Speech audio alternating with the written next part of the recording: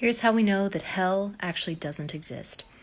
So when I found out that the traditional Jewish religion doesn't have a hell, I was very taken aback by that when I was Christian.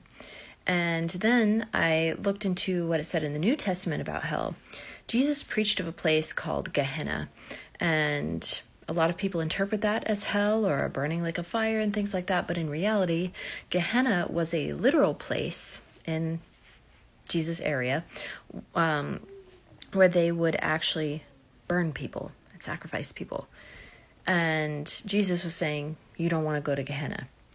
But a lot of people don't realize how important of a metaphor this is. So I'm someone who now, after deconstructing from religion, chooses to take the Bible and other forms of scripture esoterically. So I look at them in a symbolic and metaphorical way.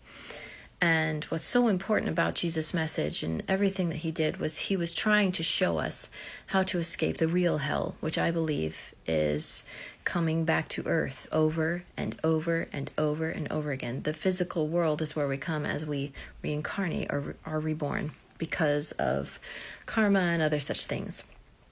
And Jesus was trying to help us reach what's called in Hinduism and Buddhism and other religions, moksha, which means the end of the cycle of death and rebirth.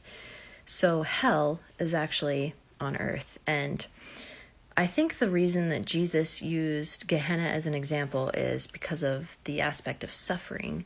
And also fire is one of the four elements, the four classical elements, and is the element of change and transformation, kind of like a phoenix rising from the ashes.